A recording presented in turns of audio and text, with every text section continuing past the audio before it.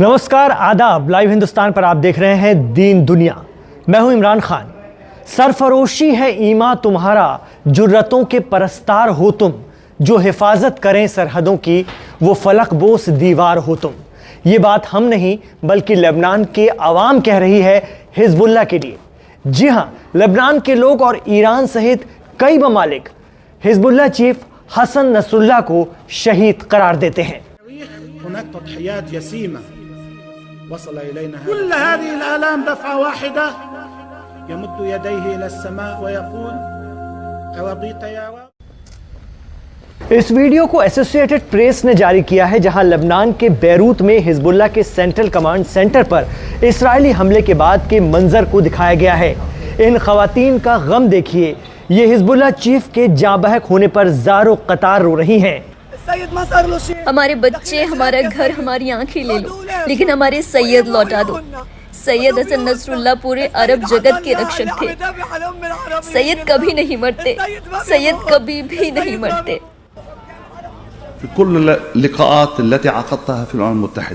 बेहद अफसोस की बात है कि जंगल का कानून दुनिया को कंट्रोल कर रहा है।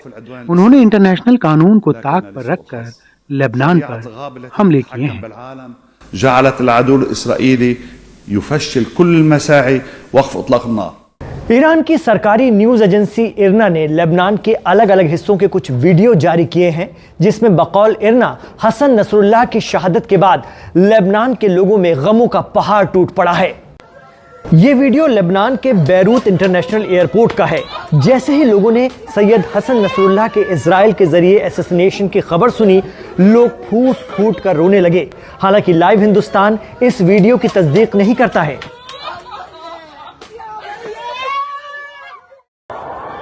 एक और वीडियो देखिए, इसे भी इरना ने जारी किया है। बताया जा रहा है कि ये वीडियो भी लेबनान के किसी शहर का है, जहां हसन नसरुल्लाह के जाँ बहक होने की खबर के बाद एक रिहायशी इलाके में ये आलम था। बकौल इरना ये वीडियो इराक का है, जहां इराकी लॉ मेकर्स हिजबुल्लाह के सेक्रेटरी जनरल की मौत की खबर सुनकर खुद के जज्बात पर काबू नहीं रख पाए। बड़ा सवाल यह है कि अमेरिका और कुछ यूरोपीय ममालिक जिस हिजबुल्लाह को दहशतगर्द तंजीम करार देते हैं, उसके चीफ के जाँ बहक होने पर लोगों में इतना गम गुस्सा क्यों? तो इसका जवाब देते हैं भारतीय प्रोफेसर और इंटरनेशनल मामलों के जानकार प्रोफेसर ब्रह्मदीप अलूने साहब।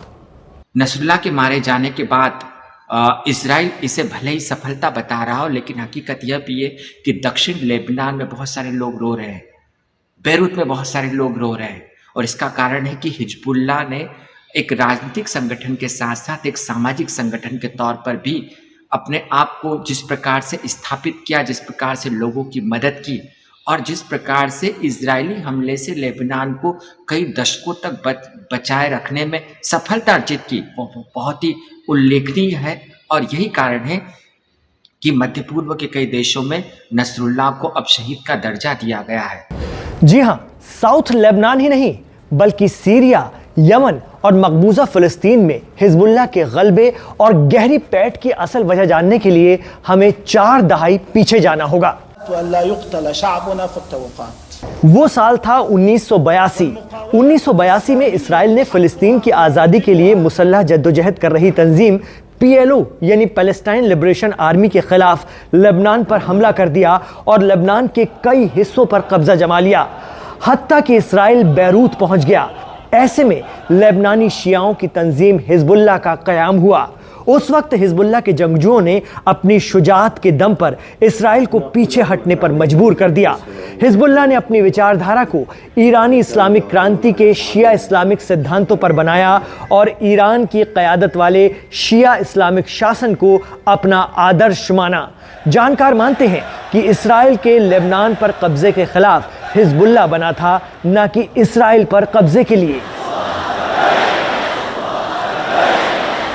मनोहर Parrikar institute for defence study and analysis के साबिक रिसर्चर और वेस्ट एशिया मामलों के जानकार जाकिर जैदी मानते हैं कि लेबनान से लेकर यमन और सीरिया तक लोग हसन नसरुल्लाह और हिजबुल्लाह को इसीलिए भी पसंद करते हैं कि ISIS यानी दाइश, जो दुनिया की सबसे खूंखार दहशतगर्द तंजीम है, उसके आतंक का मुकाबला अगर किसी ग्रुप ने मजबूती से किया तो वो है हिजबुल्लाह और इसकी क़यादत खुद हसन नसरुल्लाह ने की थी।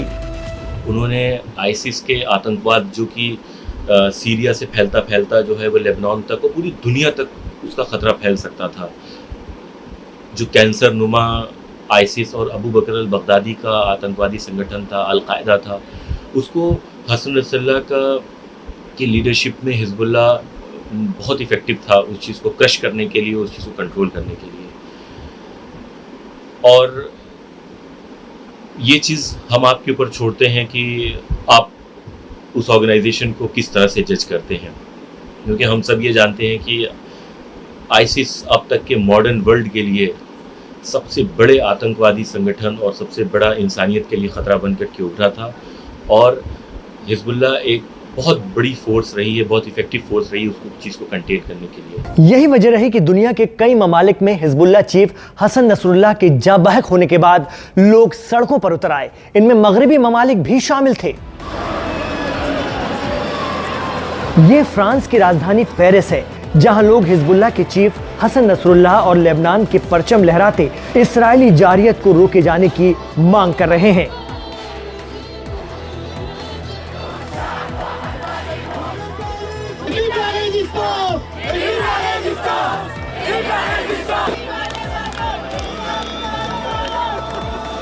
और आइए अब आपको दिखाते हैं इराक की राजधानी बगदाद का वीडियो, जहां लोग लब्बैक या हुसैन की सदाएं बुलंद कर रहे थे। अवाम इतने गुस्से में थी कि ग्रीन जोन को ही क्रॉस कर गई।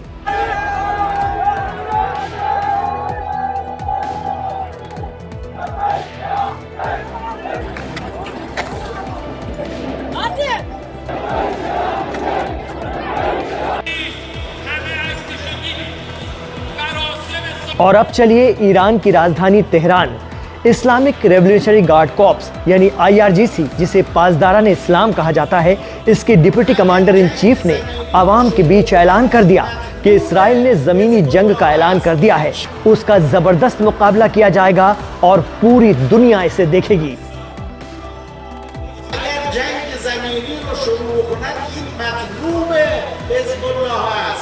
पाकिस्तान के सबसे बड़े शहर कराची में हिजबुल्लाह चीफ हसन नसरुल्लाह के जाबहक होने की खबर सुनने के बाद से ही लोग सड़कों पर हैं और अब ये मुजाहरे पुरतशद्दुद होते जा रहे हैं, हिंसक रूप धारण कर रहे हैं।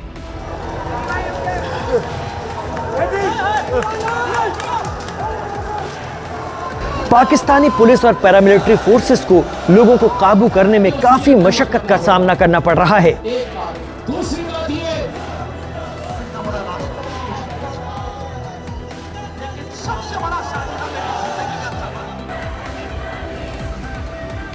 हसन नसरुल्लाह की मौत के बाद फिलिस्तीन के रमल्ला में बड़ी तादाद में लोग सड़कों पर उतर आए। ईरान के मुताबिक ये लोग इसराइल के खिलाफ नारे लगा रहे थे।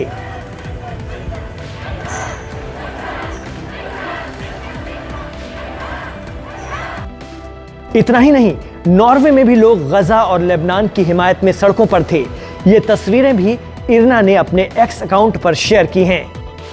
हिजबुल्लाह के नए चीफ हाशिम सफीद्दीन और डिप्टी कासिम ने ऐलान कर दिया है कि हिजबुल्लाह फिर से लड़ेगा इसराइल के हमलों के खिलाफ जब तक कि हम उन्हें पूरी तरह से रोक नहीं देते।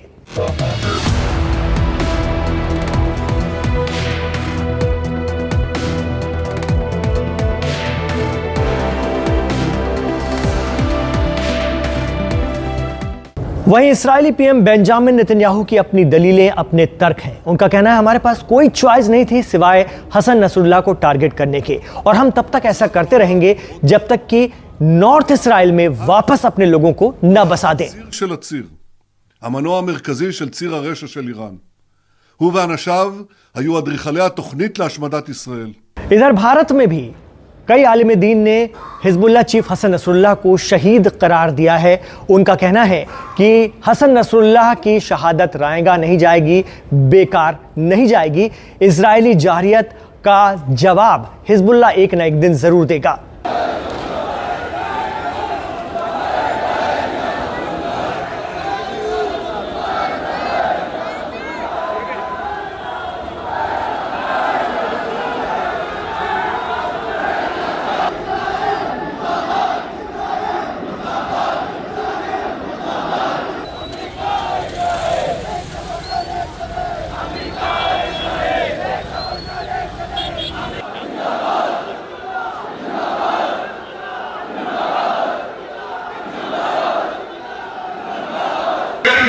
हर एक को दहशतगर्द नहीं कहा जाता, दहशतगर्द उसको कहा जाता है जो मासूम अवाम की जान ले, जो बेगुनाह अवाम की जान, उसको दहशतगर्द कहा जाता है, उसको दहशतगर्द कहा जाता है। चैलेंज से कह रहा हूं, मीडिया वालों को चैलेंज है कि पूरी हिजबुल्लाह की तारीख देखकर बताओ कि कभी अवाम ने किसी मासूम को मारा हो नहीं,